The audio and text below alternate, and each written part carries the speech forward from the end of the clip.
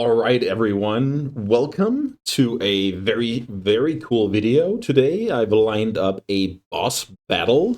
I'm playing Vintage against none other than I'm actually level 1, who is, I would guess, the premier content creator for Vintage. That guy loves, breathes Vintage. He dreams about it every night, just like myself. So I really like that pair up. So when I talked to him about the idea, he was obviously ready. We just had to schedule it between, different time zones and whatnot. But the setup today is going to be, we're basically looking to showcase the Vintage format from a more, let's say, spiky angle. So we're not messing around too much. We made the rule that two, like, established decks at least, and up to one, let's say, more experimental deck. So, but I've chosen to go with the big guns. I'm playing the three most played decks in Vintage, and I'm playing my versions of them. So the first of those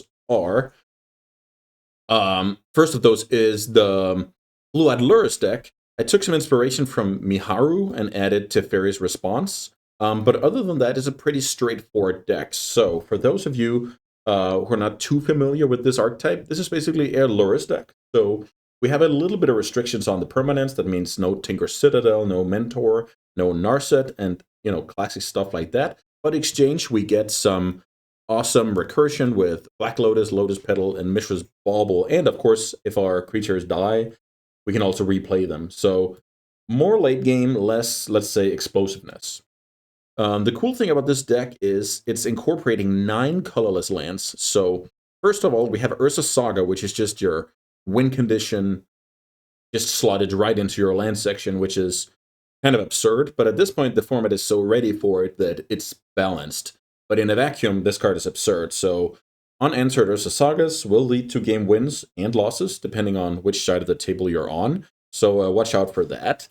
And then the deck also has 4 copies of Wasteland to go with Strip Mine, which is not very intuitive if you've been playing Vintage for many years, that you're looking to have like double colored commitments and then also run 9 colorless lands. So that is all possible due to the Lore and Revealed edition into, well, any format is legal, and this card is just obscene. Early on, fixes your mana, pitches to forces. Later on, it draws you cards.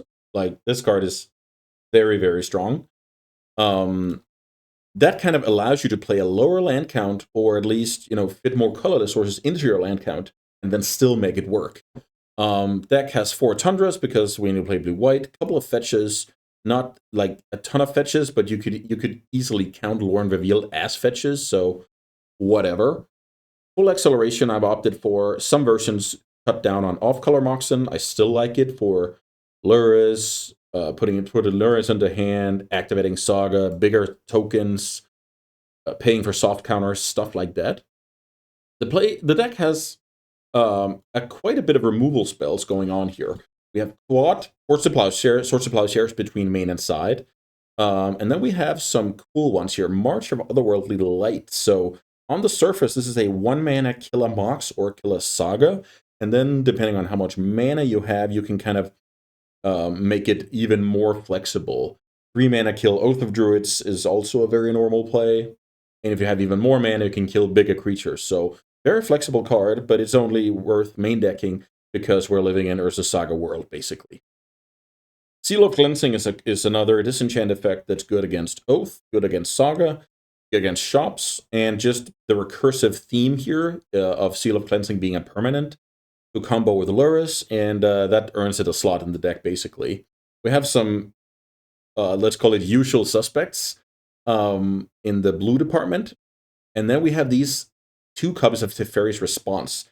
Teferi's Response is a 2-mana counter a Wasteland or Force of Vigor on your Saga, draw 2 cards, which is pretty insane if you get it to work. So the cool thing about this card is it's always going to be a threat. Let's say your opponent knows about it. It's always going to be a threat, so it's going to alter the way they play, much like, let's say, Days and Legacy. I think that's a fair comparison. And it just pitches to one of your 7 forces if it's not good. So I think this is a tiny price to pay for the possibility of a huge blowout. Lavinia is another one I want to talk a little bit about. This card, when it first came out, it was like, oh, this guy's falling, this is going to alter vintage so much, but it really didn't. But now it's time for this card to kind of come back and make the White Splash the premier choice for these Lurrus decks, both thanks to, of course, Swords to Plowshares, but Lavinia's effect is huge on vintage. Just imagine you have this in play against this deck, can't play any 0-drops, can't pitch any forces, and when you combine it with Wasteland, you can really put a damper on the opponent's ability to play Magic. So basically, this card is in the deck because you don't want your opponent to play Magic. Pretty fun, right? Then there's the forces I talked about and some restricted delve spells, standard stuff.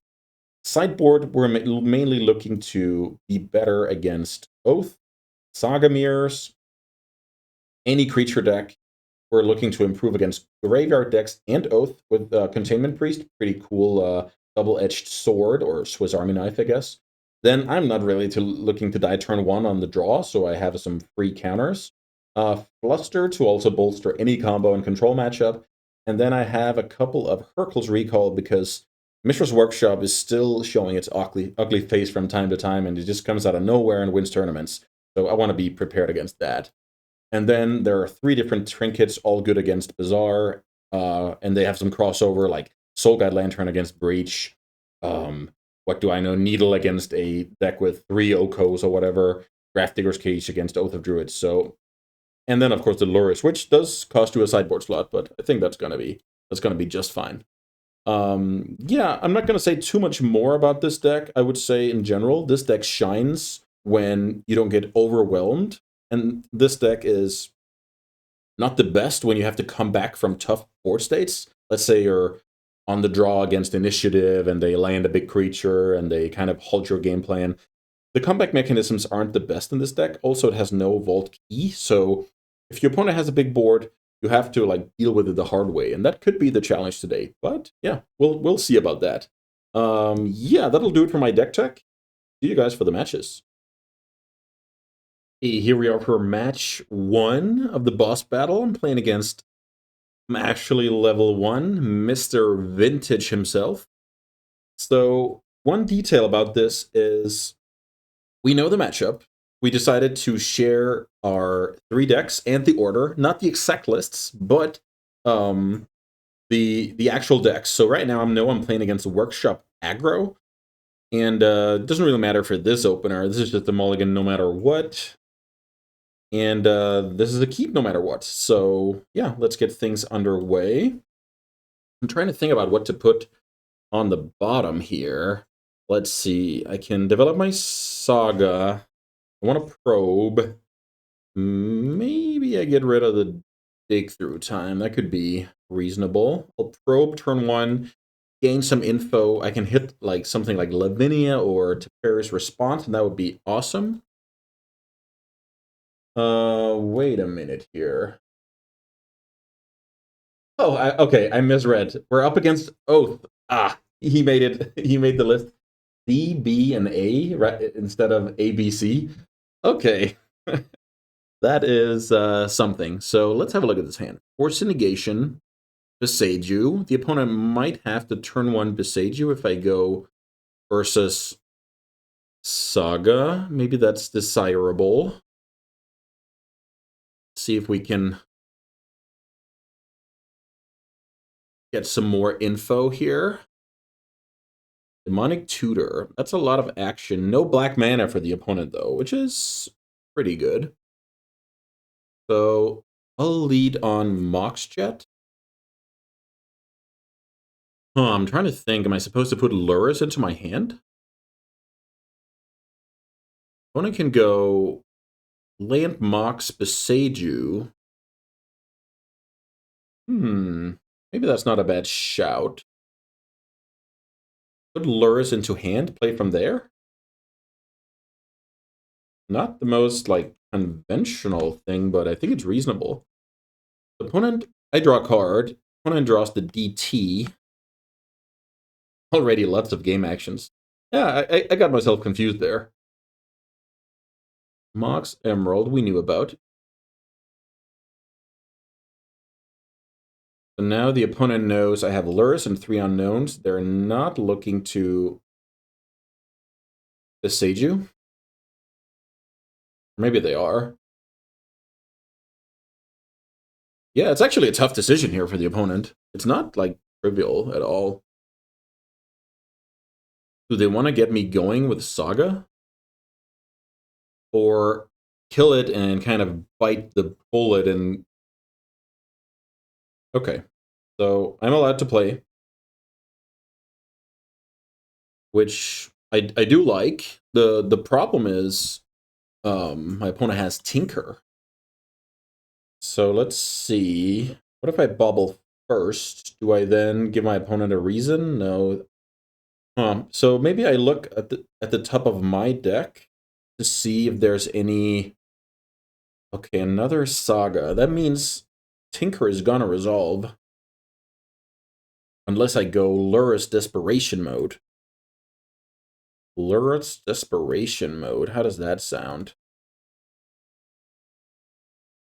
I think it's better. I don't want to give myself a chance here. Lurrus hits the stack. I want to give myself the chance to find a force for that Tinker.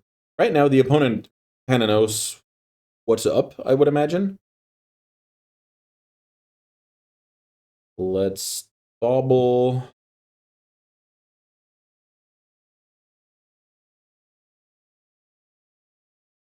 So now the question becomes, since I looked at my deck, does the opponent want to give me a shuffle here? Do they believe I have what I wanted on top of the deck, which is a force? It's kind of a like it's a mind game. I think if we played in paper, this would... I was able to, you know, pass on some kind of misinformation better. Okay, so my opponent draws a bad card. Where, well, that bad card enables Demonic Tutor, so I'm in for a long one here. I draw the Saga I know, and I draw the Lore Unrevealed. Okay, so the opponent's on the Tinker plan. That resolves. I have no force. That was like my whole game plan was trying to look for.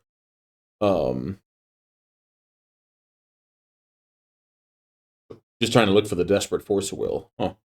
Okay, so no play off the top. So that's either a land or a counter spell. I'll make a token, go search.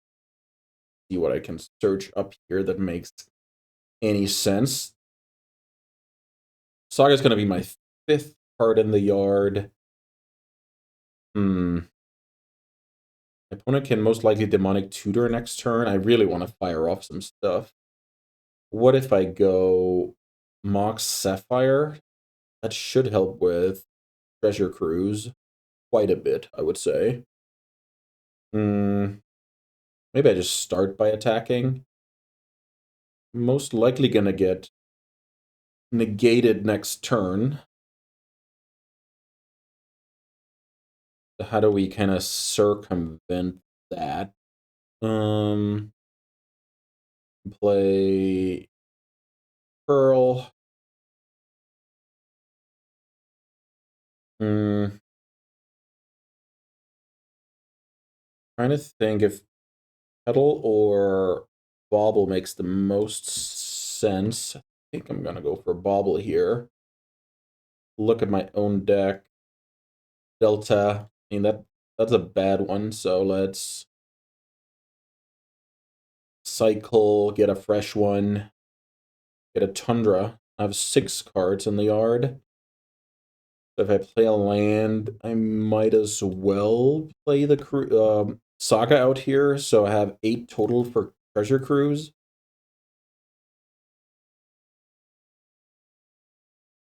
I imagine I'm getting negated here. Oh, Fluster on top. Beautiful. Yeah, that was like the best card. Well, the opponent could have just crushed me last turn, but when they passed the turn, that was the fear that I had. Okay, so we passed the turn. We draw a random card. That's not going to help us. Let's see what the opponent pitched. Oh, they didn't pitch anything, right? They didn't force. Okay, so they still have a Trax on hand. a fetch to get a fresh card. And yeah, this is going to be super tough. Like 16 life. Yeah, Atraxa from the top of the deck. Very tough to deal with. Atraxa sees a bunch of stuff here. Not the best Atraxa I've seen. I believe my opponent can take another Atraxa, a Mox, and a land. So one of the worst Atraxas you can have, I would imagine.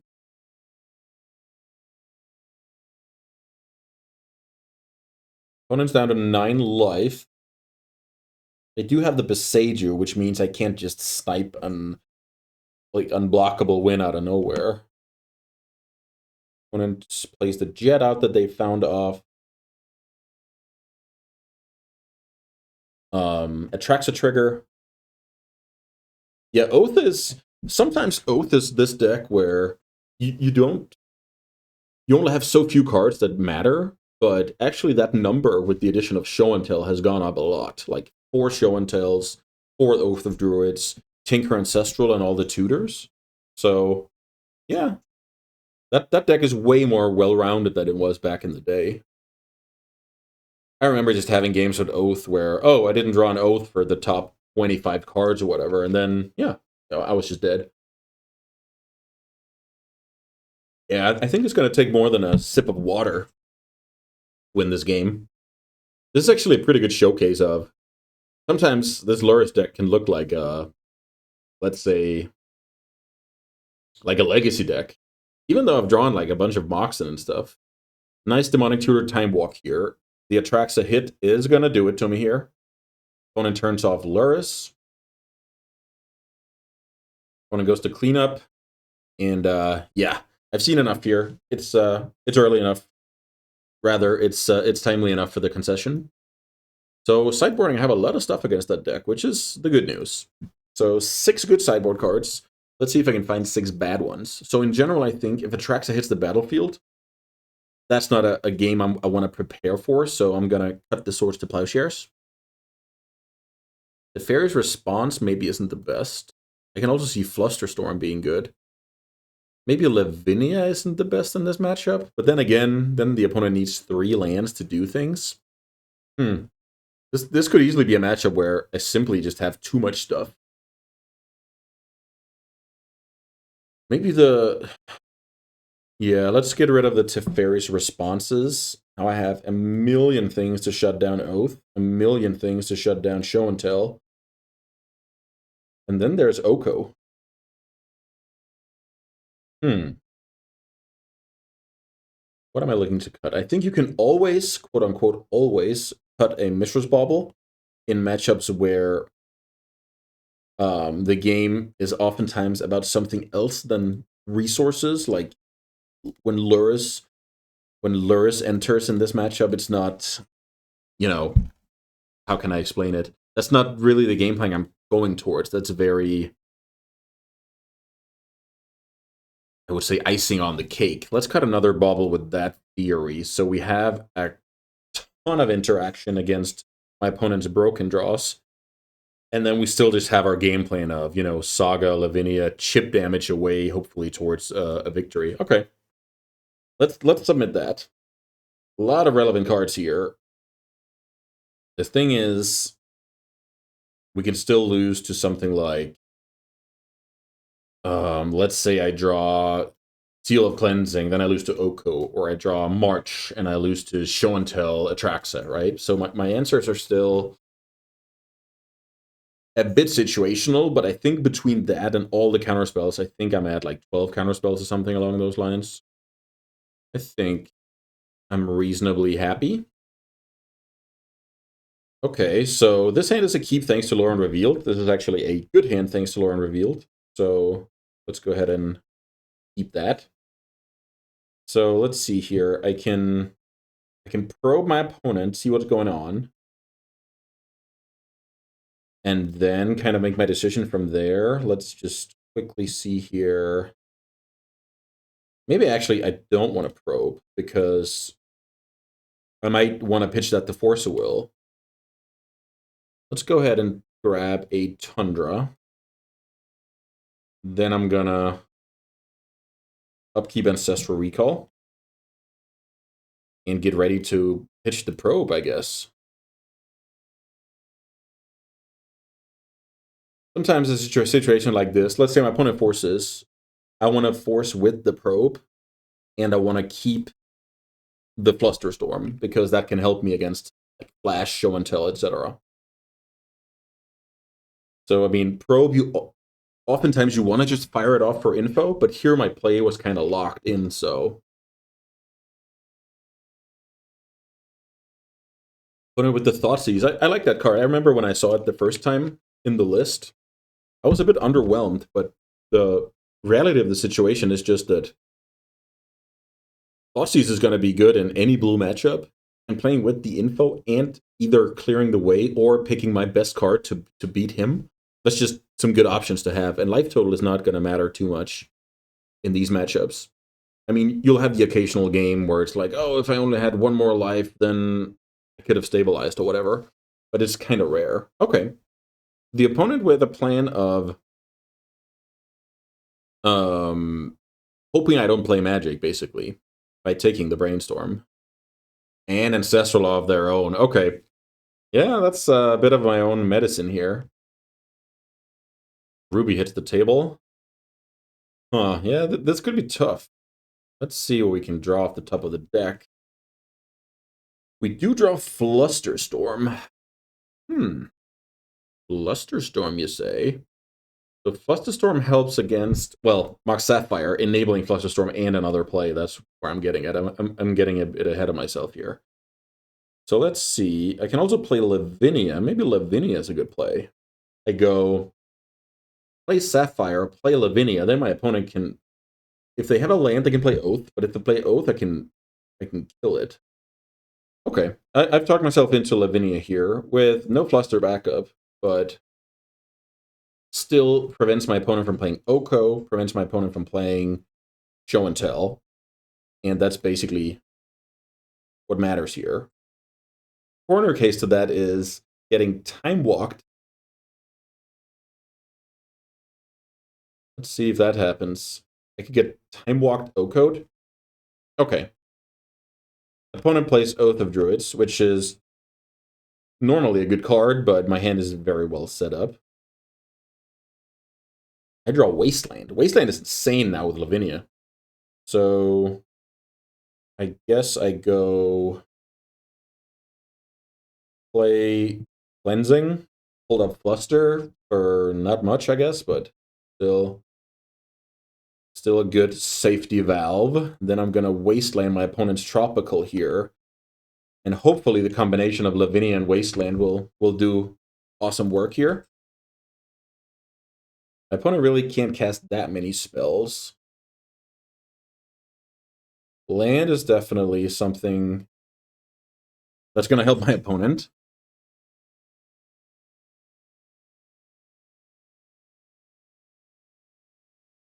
Okay. Opponent fetching. So now I'll just play out this petal.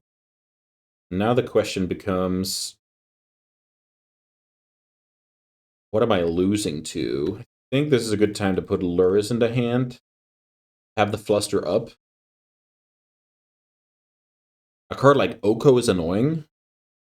There's Orchard, so now the opponent has 3 mana. Which is enough for Show and Tell. I don't know. I don't know if I played that correctly.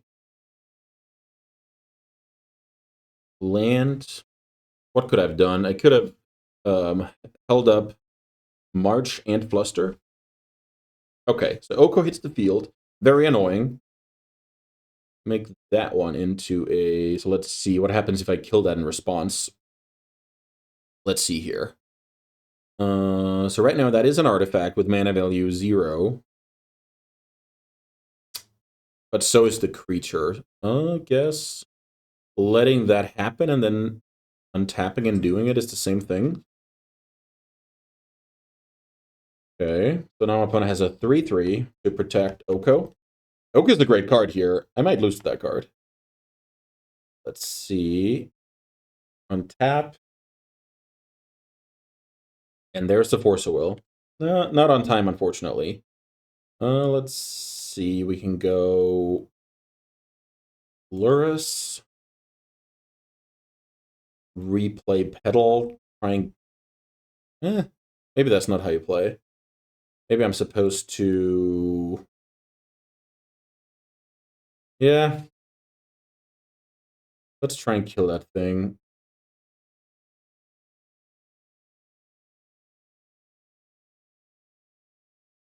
I'm not sure I know how to resolve this. Let's see.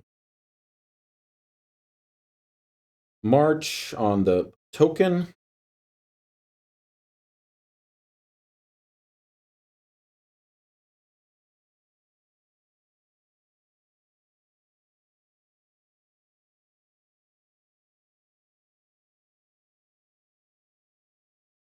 Let's see. My opponent's last card could theoretically be a fluster that they're willing to trade for my fluster.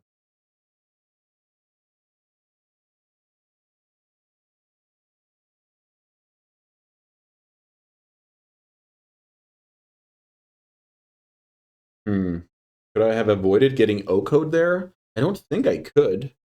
Because if I march... Okay. Opponent wants to trade flusters. I get a 1-1.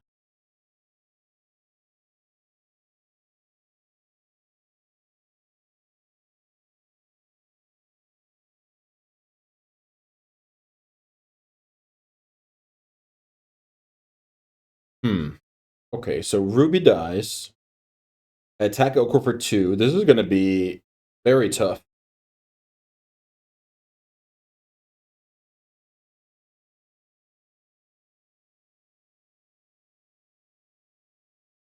My last card's a freaking Force of Will.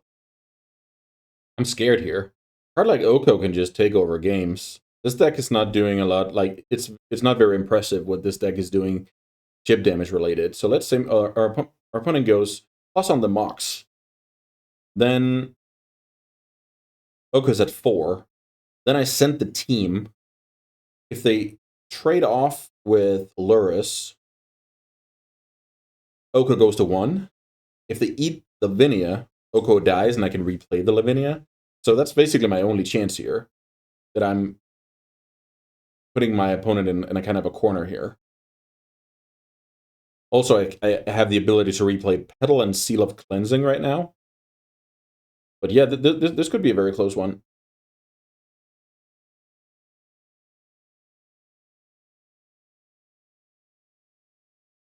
Dismember on the Lurrus. Beautiful play.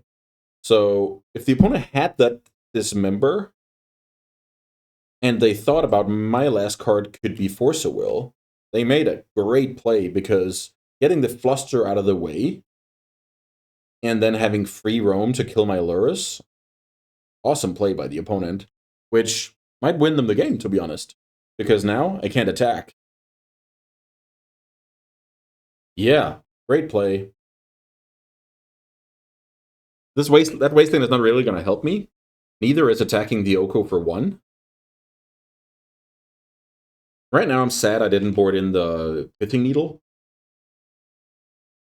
Because that's actually a reasonable card to have. Let's say I expect the rest of my cards to handle the Unfair Angle. And then all I need is a card to handle Oko. But, I mean, that's very possible, right? So I need something like Ursa Saga, like Pressure Cruise, Dig Through Time, stuff like that, like very soon. Because right now, my opponent can't play Magic, but they have a Planeswalker in play.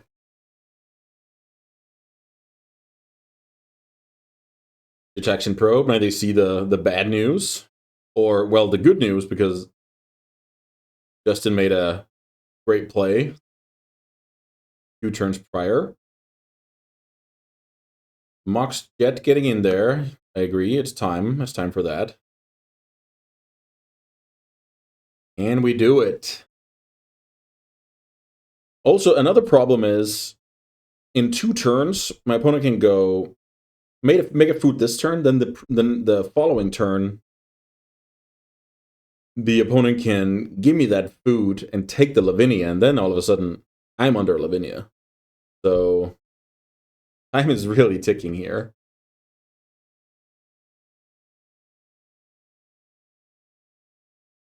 Versus Saga, very likely too late, but let's see.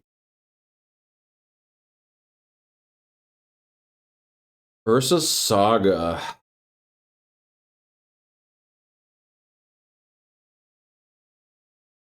The tokens I'm making off Saga, unfortunately, aren't bigger than the food. Okay, opponent goes full aggro here. I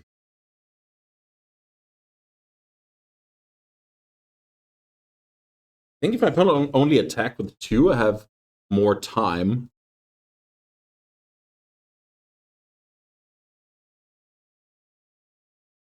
I like attacking with 3 here.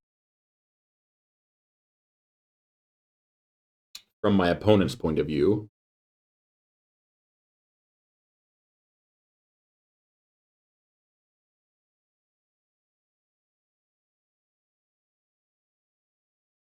Two tokens getting in there. I don't think I'm going to do anything about that. I'm going to go to 7 here.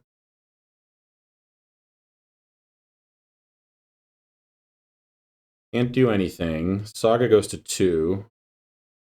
Another Force of Will is most likely not going to do it. The biggest problem here is the Saga token is only trading with my opponent's creatures. It's not eating it. I needed another artifact for that to happen. Tough spot. Oko really showing its worth here. Just, oh, I can't play my unfair angle. I'll just play this 3-mana Planeswalker that, if left unchecked, is just going to win the game. And my creatures kind of looked like, you know, the Pee-wee League compared to Oko. I remember when that card first got spoiled, not a lot of players could see that this was just broken. And I was definitely one of them. Like, I couldn't see what the point was. And also in Vintage, like, yeah, keep doing that in Vintage. I'll do my regular broken things. Okay, opponent turns Lavinia into a 3/3.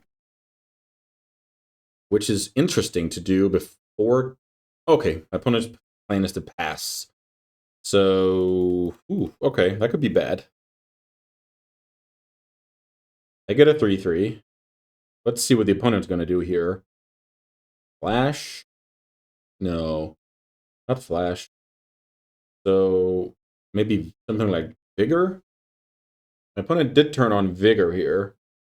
I'm going to pitch because I draw, although March of Otherworldly Light.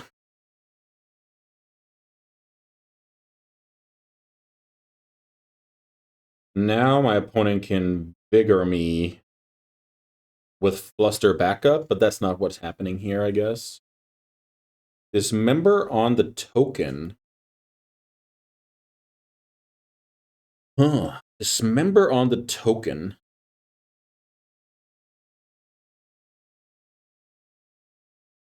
I think I'm supposed to accept that proposal. Not convinced that it's right at all. So let's see what I can dig up here. If I go for Cage, I can... No, that doesn't really work against Oko. It's kind of silly play. Maybe something like just bobble to draw a card, or do I want to keep my creature as a 4/4? I think I want to keep my creature as a 4/4 and have as much mana as possible so I can draw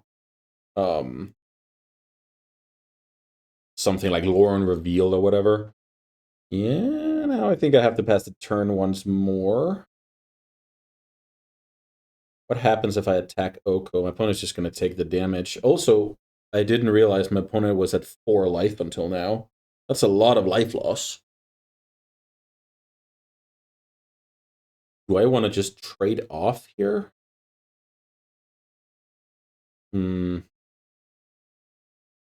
Maybe.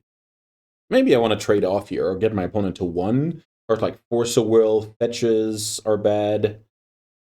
Okay. This maybe got interesting. I didn't notice the life totals until now. That's kind of funny. Huh. Yeah, maybe I'm not really sure. So Soul Ring, what if I go get Cage? Let's say my opponent's plan now is slam Oath of Druids. I guess I have good disruption for that. This is a strange game, but maybe the 4 life total is what gives me a shot.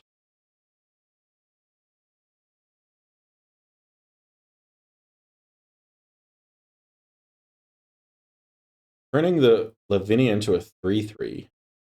So I guess the point of that is my opponent has Force of Will, and they wanted that active. I think they know about my Force of Will. One of them, that is. So they don't know I have Blue Pitch, but I didn't do anything, so I most likely have, right? A lot of my artifacts would have hit the table because of the size of the construct. Oko that into a 3/3. That works. I mean, it's a bit annoying, but fine. So let's see. What happens if I go march a food token, attack with everything on the opponent? March a food token, attack with everything on the opponent. I'm going to try that play. Let's see. March, cast. Another, like, unintuitive card to resolve on Magic Online. I play around Fluster here. I can force my opponent's force. I'm trying to thread the needle here in a terrible situation.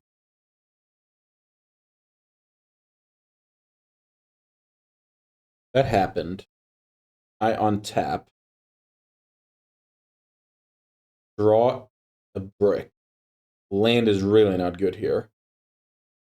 Question is if that Oath deck plays Spell Pierce. I actually can't remember. I'll just play the land out. So now I'm gonna attack everything on my opponent. And either have if they can't, they have to block the 3/3. They go to 2.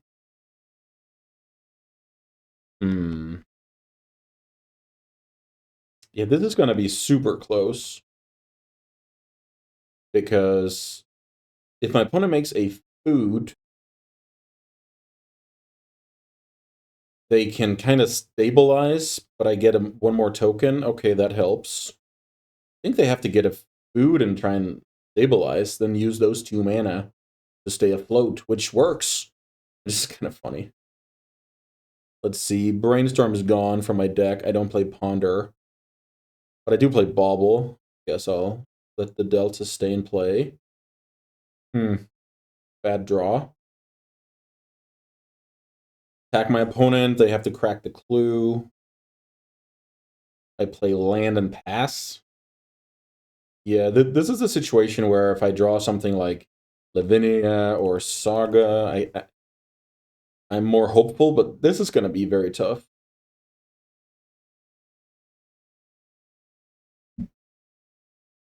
I might just fetch my last Tundra out of the deck now. I think I boarded out Baubles. Let's see, how many have I haven't drawn any, but I think I brought out 2. Yeah, so I have 1 remaining.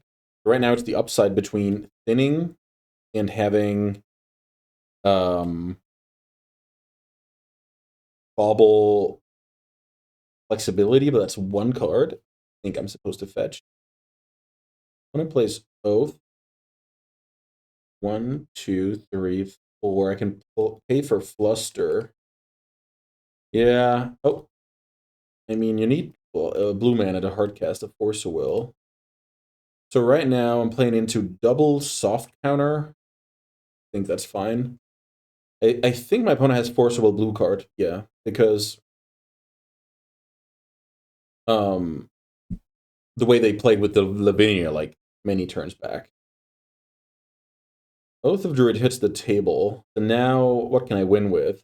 Time Walk wins the game? That would be actually be kind of glorious. Time Walk would win the game because then my opponent has to gain 3 life, and that's 1 more creature to the team.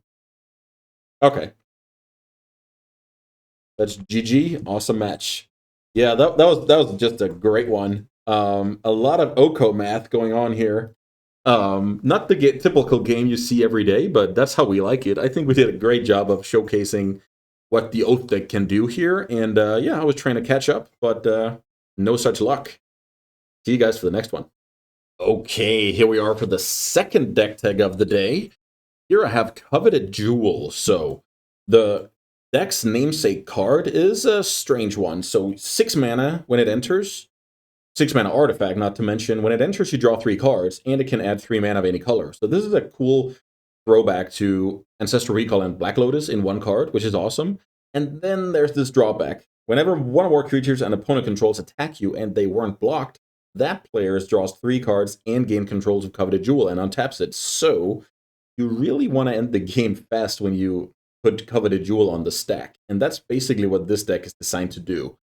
So we have, you know, All-Star through the last 5 years of Vintage, but a little bit overlooked these days, Paradoxical Outcome.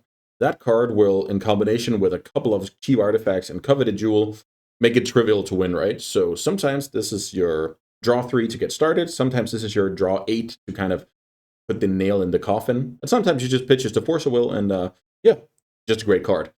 Phyrexian Metamorph is a cool one because 1, it counts as a blue card.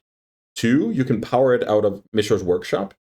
And 3, it can kind of make your Coveted Jewel into this annoying chain of draw 3s. Much like Track Your Standstill, draw another Standstill back in the day, or Accumulated Knowledge into the next Accumulated Knowledge. And conveniently enough, Coveted Jewel taps for 3 mana, you can spend 2 life, and then you can kind of free roll another Jewel into play. So, Phyrexian Metamorph with Coveted Jewel, amazing. Then to round out the threats, we have 4 copies of the One Ring. The One Ring is a card that, if left unchecked, can just bury the opponent in card advantage, draw 1 the first turn, then draw 2. That means you're already 2 cards up. And the shield you gain when you cast this card can be simply invaluable against, let's say, a bunch of hollow ones or white creatures out of initiative. We do have to watch out for anti-draw effects like Hull Breacher, Orcish Bowmaster, stuff like that, because this deck is all about drawing cards. Then there's a Karn the Great Creator as like a, let's call it a one-sided null rod with a little bit of upside. Vintage has enough broken decks that are running full acceleration that a card like Karn is always going to be a decent shout for a main deck spot. Let's look a little bit of the on the mana base here. The mana base is a bit sketchy because it doesn't have that many blue sources. And the reason why it doesn't have that is it kind of has to run Ancient Tomb and Mishra's Workshop. These cards are simply powering out threats. So this deck is not looking to play like a longer game. This deck is looking to say, anything you can do, I can do better. So we don't have the Wastelands. We don't have the stable blue mana base. We don't have the Lauren reveals and the I play a dual land and pass the turn type game plan. We want to destroy our opponent. Ursa Saga in this deck is kind of like a plan B, because in the best of your draws, you just draw your whole deck, set up infinite turns, and win. But Ursa Saga is just crazy good with the amount of artifacts this deck is running, so we run this to kind of keep our opponents off balance. Do they need Force of Will? Do they need Wasteland? Do they need both in their opening hands? A lot of this deck's strength is on the back of exactly that this deck provides very powerful A and B way to win the game. Mana base has full acceleration, and then the deck has 1 island, 1 academy, Tolarian Academy. I mean, look at the deck. Tolarian Academy is going to be awesome in this deck. And then there's a couple of Seagate restorations. So basically, this has a few jobs in this deck. One is it's to get the blue count up. I think the blue count of this deck is like 17. Let's see here. 16. Okay, it's 18. I play 18 blue. I think most versions I see online play 16 or 17. But getting a reasonable blue count while also having an untapped blue source is going to be important. And in some games, like when you're kind of fizzled out, and maybe you've drawn your Tolarian Academy, drawing this card and then drawing a few cards is sometimes just what the doctor ordered. A little bit of trinkets going on for Saga here. A single top. We have a key to go infinite with Time Vault. Quad Grim Monolith. Like when you're playing 4 Grim Monoliths, you're really serious about, you being the proactive deck, because this is not a good draw in any, let's say, attrition-based matchup, right? And then we have the Trinisphere hoping to have this card on the play. I think I'm going to sideboard this card out against more or less all decks. I guess something like Doomsday or Cradlevine, I'll keep this card in because it's just good throughout the game. But this is mainly, if I win the die roll, I have this absurd card in my deck that can just turn the game into a non-game, basically. So what do I have in the sideboard? A couple of Hurkles alongside a basic lane to bolster shops. Then I have Mindbreak Trap to not lose early. That's kind of my personal thing in Vintage right now. 3 Wormcoil Engines. So what makes this Tron card from Modern be good in Vintage? It's great against Bizarre decks because they generally make a lot of 1/1s and 4-power creatures, and this can just like eat one of those, gain 6 life, then start attacking, gain 6 more life. They need a lot to get through this. Also, sometimes there are decks like, I don't know, Sultai or whatever that has a hard time dealing with it. Even Blue-Black Lurrus actually has a hard time dealing with Wormcoil. So yeah, decent card for your money these days.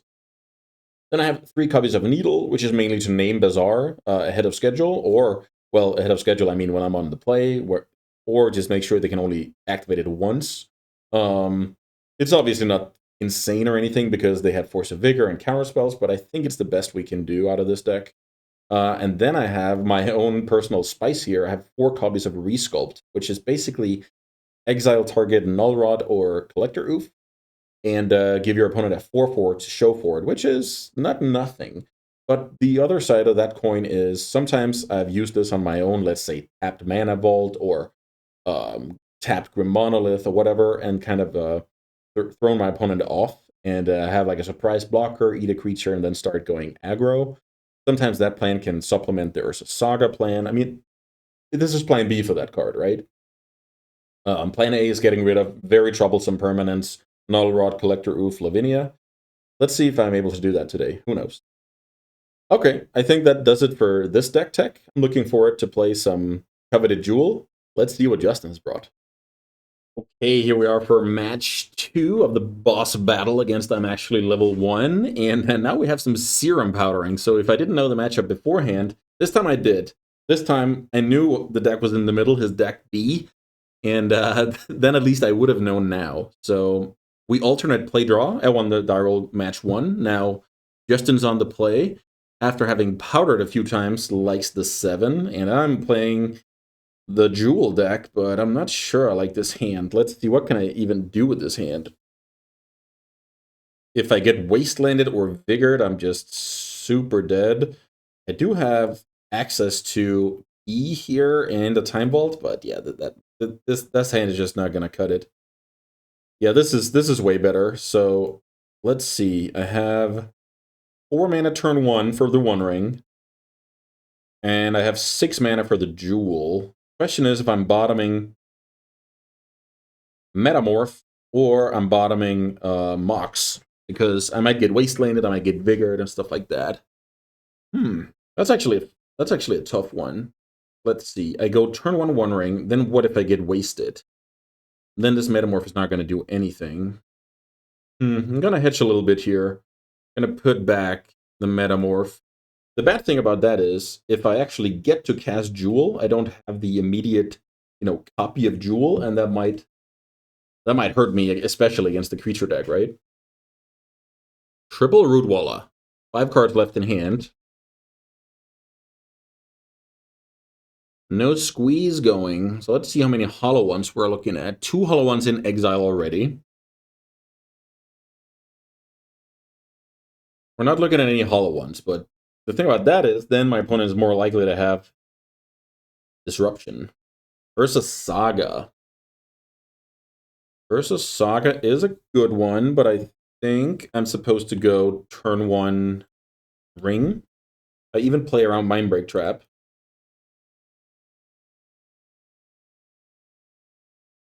Play out the One Ring. That card doesn't resolve. Force Pitch Force. So what that means is that my opponent doesn't have Force of Negation in hand. Then they would have played that card and saved 1 life. What it could mean is, yeah, they could have like Wasteland, like Vigor. I'm trying to see here if I want to play into those cards now. I don't think so. Yeah, if I get wastelanded here, I'm happy with the emerald. If I don't get wastelanded, I'm very sad about the emerald versus the metamorph. When it starts with the Bazaar activation. Now this chip damage I'm not too worried about, but if I start playing the Coveted Jewel High Roller game, I will worry about any creature, right? When it discards Mindbreak Trap and Master of Death. What does that tell me? So I'm not getting wastelanded here, which is curious. Mana Vault is a decent draw. So what I could do here is play Ursa's Saga, and then if my opponent has Force of Vigor, they'll play it right away. No Force of Vigor. I'm trying to think what's in my opponent's hand. If it's not Force of Vigor, then what is it? Coveted Jewel is gonna backfire like big time if I fail, but I think it's worth it. So I go Mox Coveted Jewel. I try, but oh my goodness, this could end poorly. I'm not sure passing the turn is the way to play. So now, if the opponent has Force, then they could think about just forcing my next play and trying to, turn the table, so to speak, and steal the jewel and go from there. That is that is a consideration for, let's say, Force of Will plus blue card, and that you're like, okay, if my opponent draws into like Mox Paradoxical Outcome, I counter that outcome, steal the jewel, and go from there. I actually really like this situation because for me to even play this, it wasn't just clear cut I was going to do that. There's a one ring.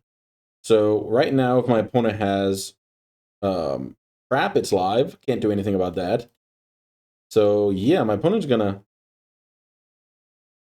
Mind Trap a ring, Mindbreak Trap a ring, then they're gonna take the jewel and yeah, turn the table. Beautiful. So what could I have done there? What I could have done was the opponent discards a Mindbreak Trap. That means, and they don't Force of Vigor. That the Saga when I play it, so tough.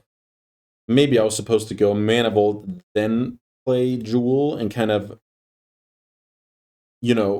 say Mindbreak Trap is going to be tough to beat, especially because I'm looking to go Coveted Jewel into another play, which makes Mindbreak Trap live anyway. So maybe the play there is to bait out the trap, get whatever, Jewel's gone, and then kind of play from there with Saga. But I'm still curious what my opponent's last two cards were in that situation. What would those be? Another Bazaar hits the table. Yeah, now things just get kind of unreasonable because the opponent has a million cards in hand, and they play a deck with so much free interaction. So this game is probably over. It's always tough because right now I'm obviously losing because of my play, so it's always tough to analyze what the right play was without being, let's say, emotional about what happened. Yeah, I'm really curious about that. Opponent's down to 3 cards. Opponent does not have a Force of Vigor, and I draw a brick here. So what can I do here? I can make a token, block here, then take 6, 7, take 8. Play that. Play Mana Vault.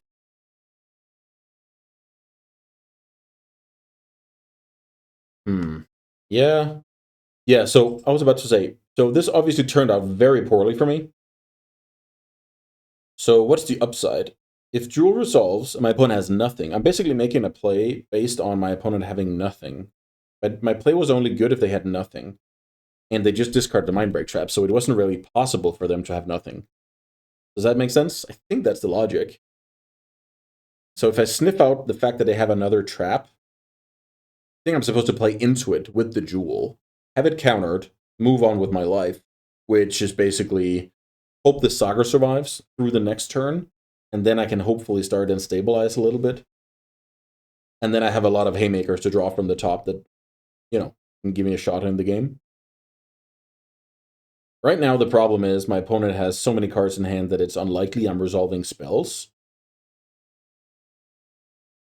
So then the question becomes if my Sagas are enough to turn the tides here, which I highly doubt.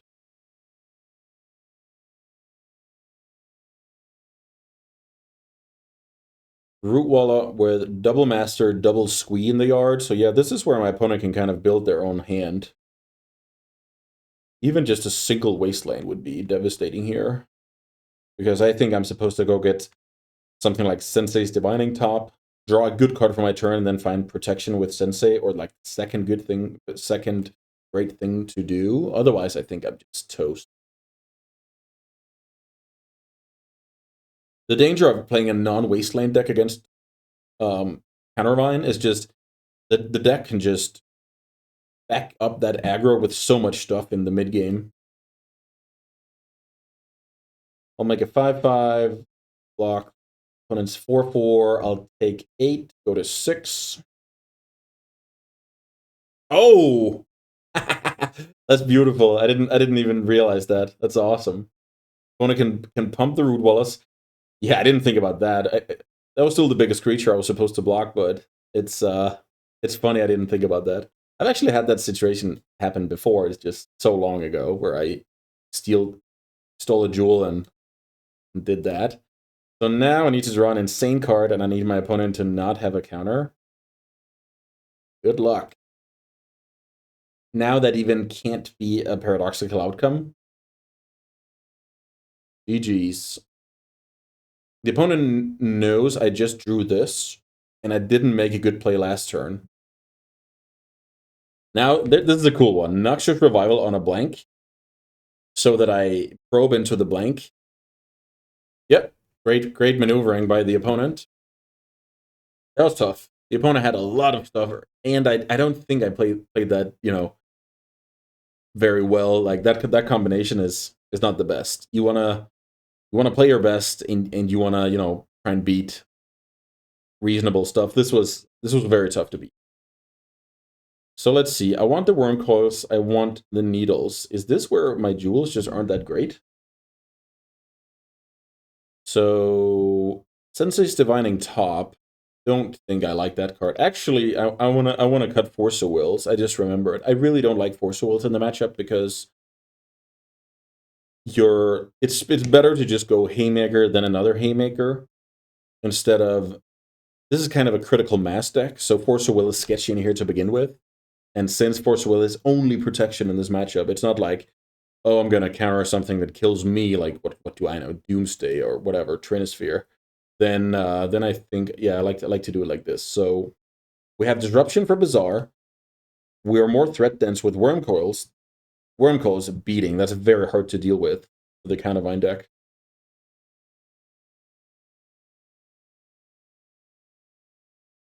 Okay, so it seems like we kind of know where this can be going with the Jewel. Let's see. What do we have here? We have turn 1, if I want to, Saga, Sapphire, Monolith, Sapphire, Saga, Monolith, which is pretty sick. The alternative is going Shop for Monolith, Jewel, Mox, Coveted Jewel. Coveted Jewel. So turn 1 Jewel. Turn 1 Jewel backfires against Hasted Hollow One, turn 1. Maybe I like the Saga. Ursa Saga, Mox. So do I want to go... Yeah, maybe that's reasonable. Do I want to go Sol Ring?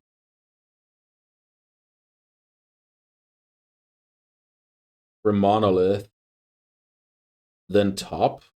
That's a lot of cards.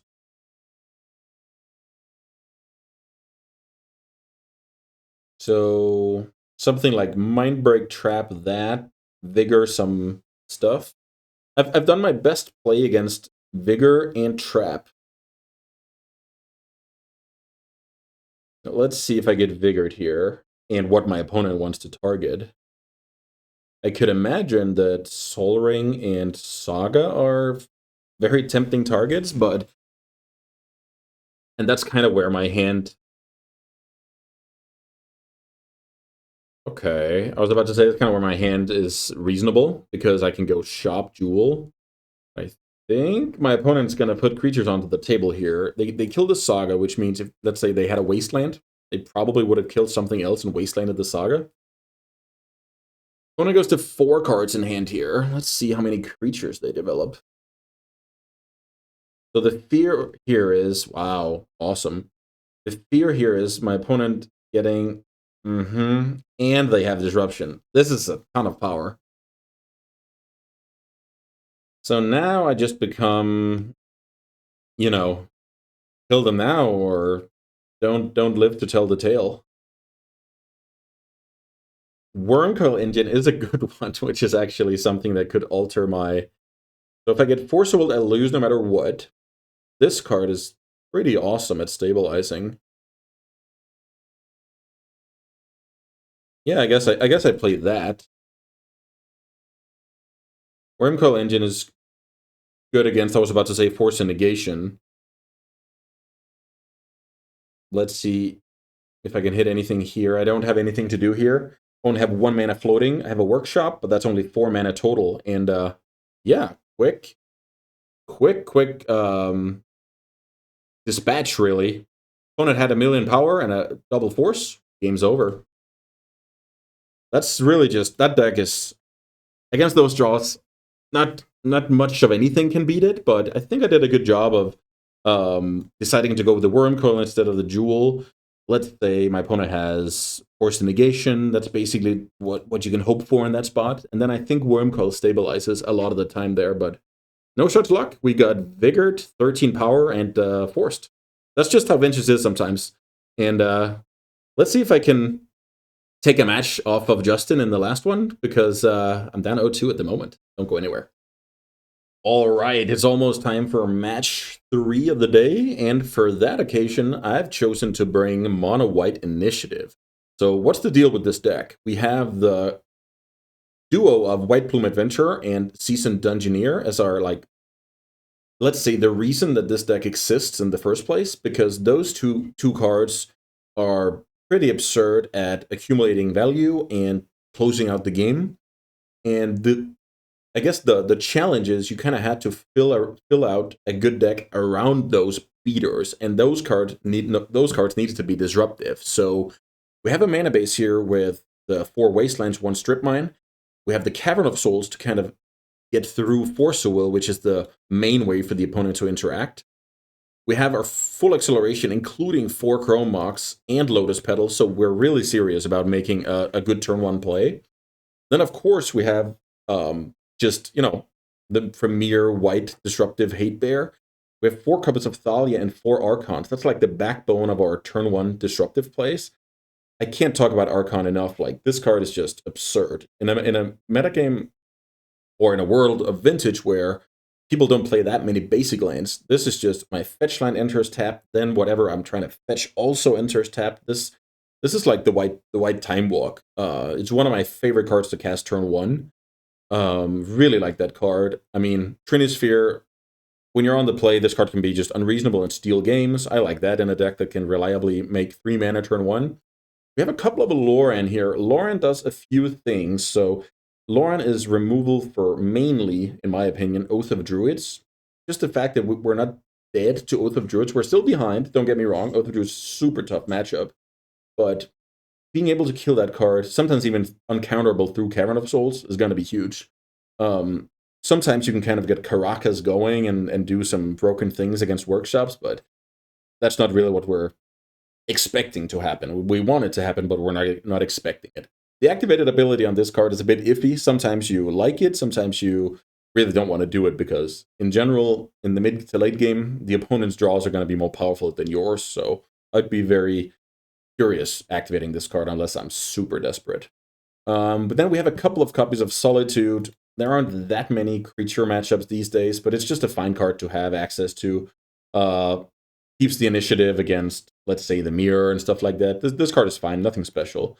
Well, however, I really like this innovation. At this point, it's not really an innovation, like it's been done a while ago, but having 4 copies of Chancellor of the Annex makes it so that losing the die roll isn't a death sentence.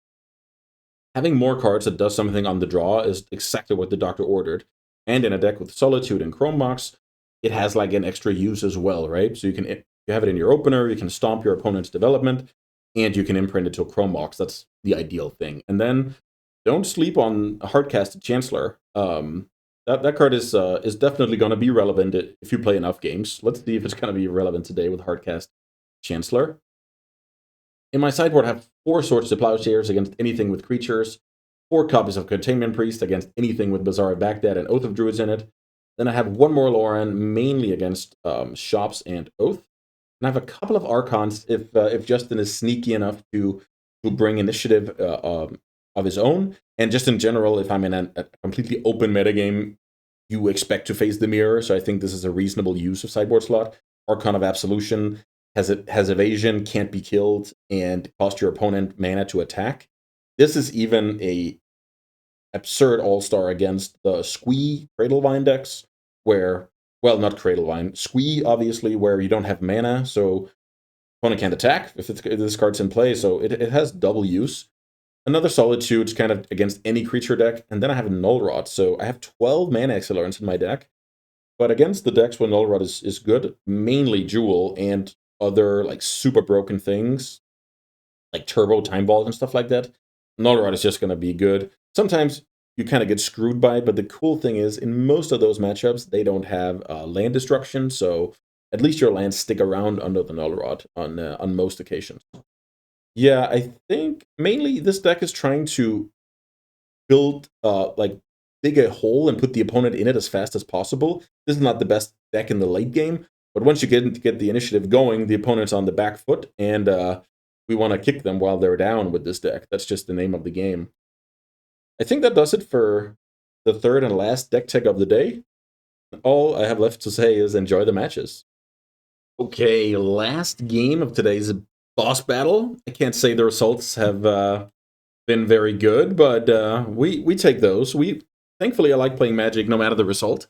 That's basically the hidden secret of Magic. You're supposed to play the formats where you even enjoy losing, and I think for me, Vintage and Vintage Cube are definitely up there. Huh. Oh, by the way, I know the matchup. The matchup is I play Mono White Initiative. Well, obviously I know my own deck. My opponent plays Aggro Shops, but I haven't really kept too much up to date with what that really is these days. Like, I remember when it was like Steel Overseer, Arcbound Ravager, but I think it's probably something with Null Rod these days. I would imagine. So this hand doesn't do anything turn 1. This hand doesn't do anything turn 2. The only thing it has going for it is it's wastelanding the opponent twice before, and I guess Chancellor. But yeah, that's just not gonna do it. Yeah, this is way more like it. Wow. Oof. Okay. So I'm trying to think here. I think I'm supposed to get rid of Caracas or Basic Plains. Probably Caracas. Then I go turn 1 Archon off Plains Mana Crypt. My opponent can't cast anything because they're shops. I'm trying to think about the reason I should keep this Trinisphere. I think Trinisphere is going to be pretty bad, unless I want to lead on it turn 1, but then my opponent can go workshop and do things. Maybe the Trinisphere is just going to be bad. Okay, I get rid of the Trinisphere despite... Yeah, but maybe that's okay for later, like Hardcast Solitude or whatever. Yeah, this is a situation where in the dark, I definitely don't get rid of Trinisphere, so... Turn 1 Archon, which is at least a Time Walk. Then I go White Plume turn 2, fetch up my planes, continue attacking in the air.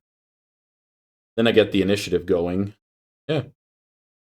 This works. Strip Mine. That is probably an insane draw that gives me a huge advantage in this game. A card I just thought about is Phyrexian Metamorph. My opponent might have Phyrexian Metamorph as a comeback mechanism against Initiative, but now that card is very complicated to play. Because at that point, my flyer has grown. I think I'm forging next turn. Yeah, I think I just want to try and kill as fast as possible. Forge onto the Archon. I don't continue drawing gas, which is only fair. Attack for 7. I think I untap the Archon. Is that correct? I hold up Caracas in the face of, what do I know? Some legend. So the thing is, if my opponent wants to play Metamorph now, they have to copy Archon, because if they copy White Plume, they lose 2 life, go to 9. I dome them for 5 with Trap, and fly them to death with the Archon.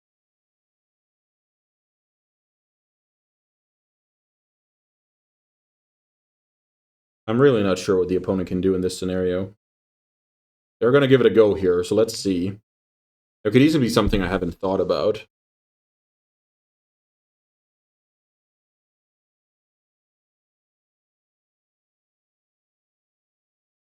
They have 4 mana available.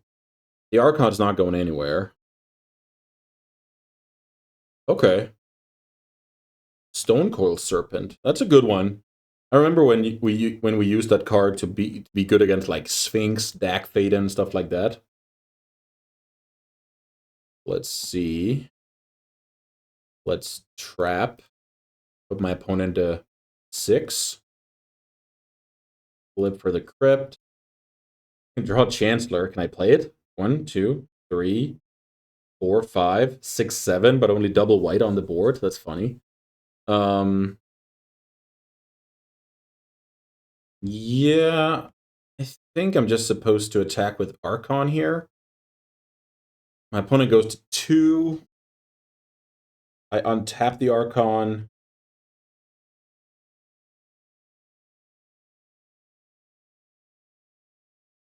The Chancellor is a fun one.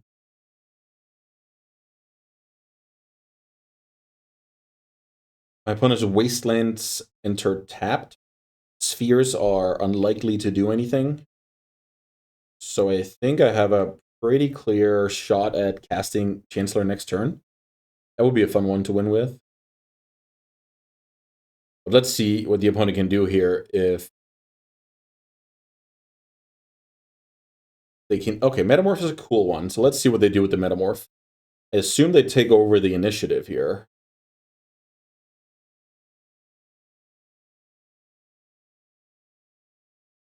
Ooh. If I thought about this, let's say they copy Archon. Then if I thought about that, I should have played Ancient Tomb last turn, held the basic, because the basic would enter untapped. Very, very cool detail to notice here. Let's say the opponent copies Archon with the plan to double block next turn, develops some kind of 2-1 here. I guess that 2-1, 2-drop that's probably Revoker, and it's going to name Mana Crypt, so. But I still think, yeah, I would have liked playing out the Ancient Tomb. The other side of that coin is I reveal information about my hand, but maybe that's okay. So right now, the opponent is, developing Wasteland. No more plays. So that means if I attack with both, my opponent has to chump and has to trade, which is definitely not ideal. Crypt flips are mainly going my way. Now I have to read this card if this is just game over. I think if I play Dauntless Dismantler, I kill my opponent's only blocker and I win in the air with Archon. So let's see here. I go Dismantler. I go, let's kill all small artifacts.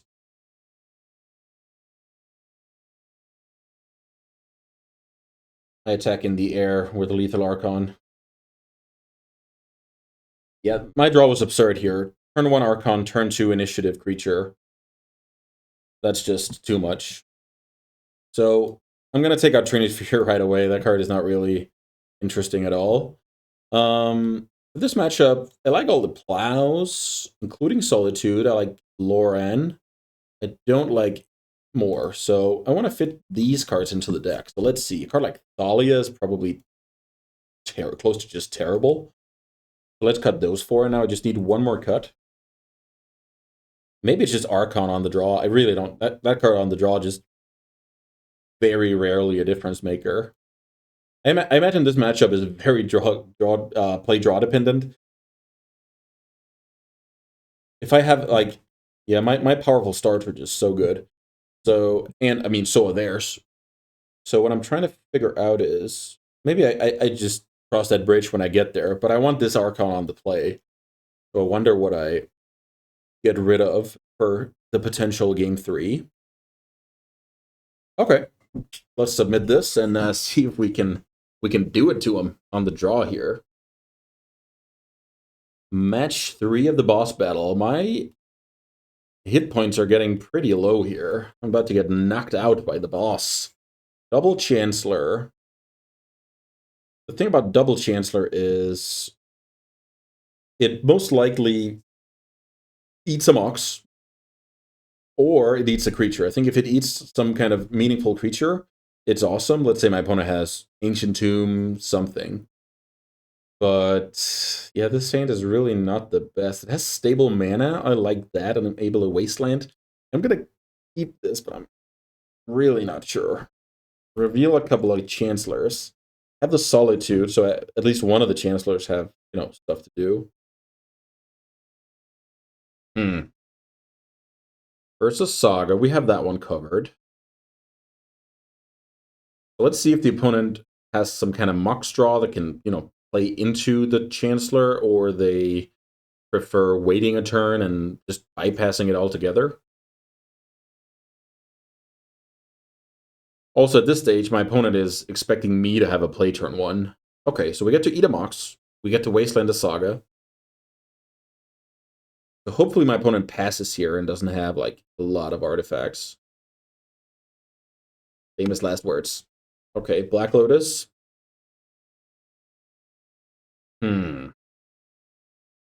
Foundry Inspector. That card is beatable. Let's see. They can power out a 2-drop here.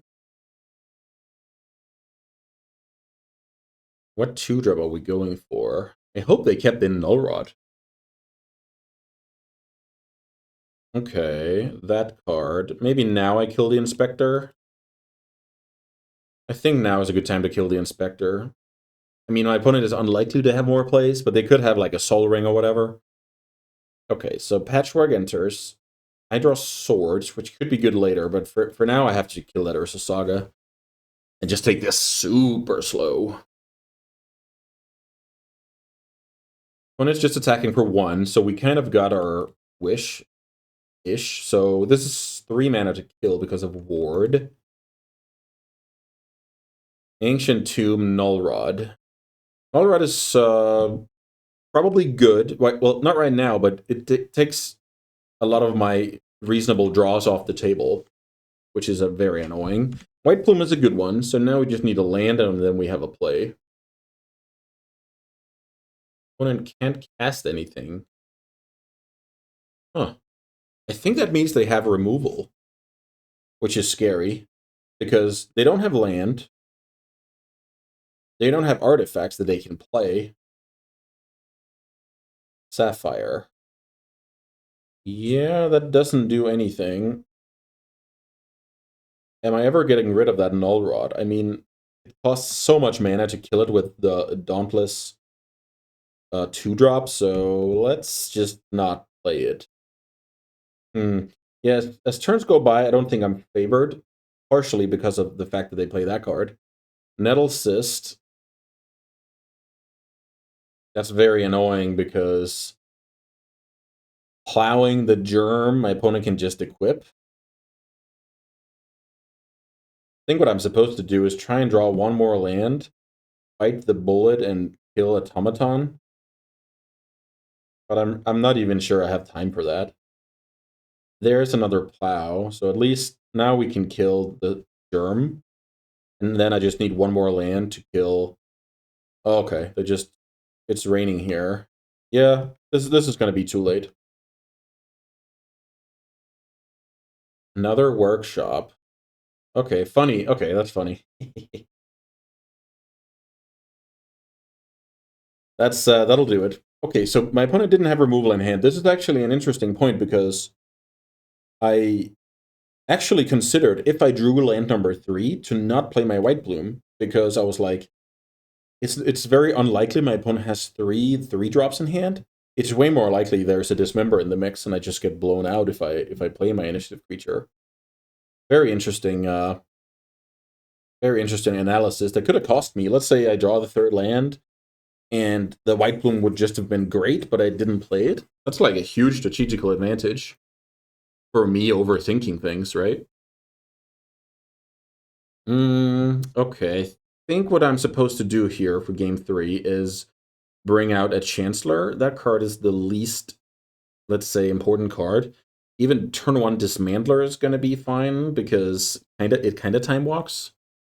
But Chancellor is also my poorest, let's say, draw in the mid game, or even any draw step, to be honest. All right, game 3. Let's see if we can prevent the sweep from happening. Yeah, not with that hand. Just only mana sources and a plow. If this hand had 1 threat, I would keep it, but we can't do that. Oh, tough. Because this hand is not doing anything.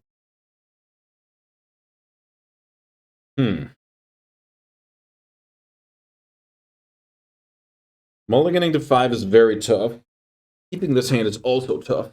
So let's see. What I have to do if I keep is go bottom, Petal or Mox, go turn 1 Caracas, maybe play out like 1 Mox. What if I get Wastelanded? I'm kind of screwed. My opponent plays creatures. I can plow 1, Loran 1 while I buy time. Yeah, I think I'm going to keep this hand and get rid of a Mox. Also, this hand is not good against Null Rod.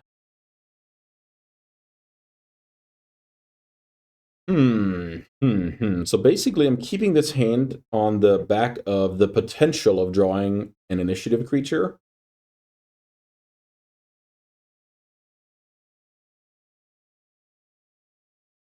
Which, yeah, this one is very close. Because if I draw an initiative creature, obviously I'm loving life. But if I don't, it could be very, very bad. Okay. So I play get a Sphere Resistance. That card is very, very beatable. Sphere Resistance on the draw is not the best play. I draw Archon. So what I could do here is go play... No, then I have to sack the Petal. It doesn't make any sense. Play Ancient Tomb, play Laura, and kill my opponent's Mox. I don't hate that. Play Lauren, kill my opponent's Mox. I still think the Sphere is good for my opponent, but this is a way to, hope my opponent doesn't play Magic. The thing is, this was also my only answer for Urza Saga. Urza Saga could easily beat me this game. Strip Mine. Okay, Strip Mine that. Don't make a play. I draw Solitude. So now I can develop Petal. Attack for 2. Not do anything else. My opponent has a good turn. I might have to draw with Loran. That is something that qualifies as a good turn, unfortunately. Nettle Cyst. Okay. Maybe that card is not the worst. I think this is time for me to draw. Seasoned Dungeoneer. That card is awesome. If I draw land here, I can even cast it. Let's attack. Oof, this is so scary. Oh. Am I drawing? It's tough to see that I'm winning this game if I just sit here. Another Loran. Terrible draw. Yeah, this is probably a loss. My my plan really didn't, really didn't work. And now I've given my opponent just way too many cards to work with. I think I needed to play a good card on my last turn to be in this game. And if I start cracking my pedal to play like Archon or Loran, I'm really not sure that's going to win any games. But maybe the counterpoint to that is maybe this is too late to win the game. So maybe the off chance that, let's say, play Archon, hope to draw planes, but then again, then I'm not playing any cards either. And I'm like plowing for that whole turn cycle. Yeah, it's tough, but maybe that was the better play. Unsure. This was extremely tough to navigate. You could even argue I was supposed to go to 5. You can argue I was supposed to bottom another card. You can argue I was never supposed to activate Loran. Like, so much stuff here. So I'm killing the golem here on combat. Let's see. Oh, I have to pay 2 now? Okay, that makes sense. So pitch Archon, I guess. Kill Lodestone. Take 3. The opponent has infinite mana here. The fact that I tried to kill opponent's Sapphire, yeah, that's even another point of debate where what if I just kill the Sphere and then maybe I make life easier for myself down the line? Also, what is this? No play from the opponent? Huh. No play. Let's get in for 2 here.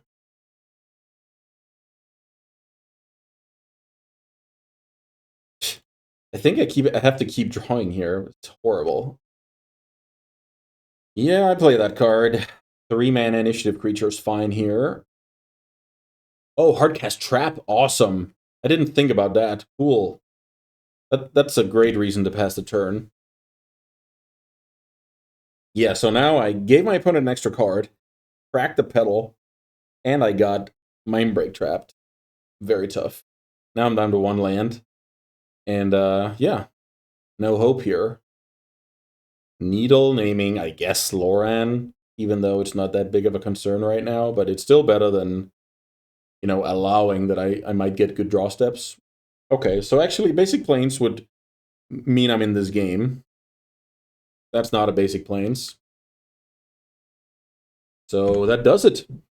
We got firmly destroyed in all 3 matches. I had a lot of interesting spots, and I think I got to showcase mostly the, I would say, downside of these decks, but also just a lot of interesting decisions. And those could easily have led to my demise, right? A lot of small situations where I could have altered the outcome potentially. I think I tried my best to do what I could with the info I had at the time. But obviously I could easily miss things, right? Yeah, I mean, that was a beating. So my opponent took me down with Oath, Countervine, and Aggro Shops. I tried to bring the 3 big dogs to the table, but those 3 decks, coupled with my skills, yeah, just weren't enough this time around. So the boss takes us down, and I'm looking forward to the next boss battle, where I hope to see you guys there. Let me know what you think, and thanks for watching.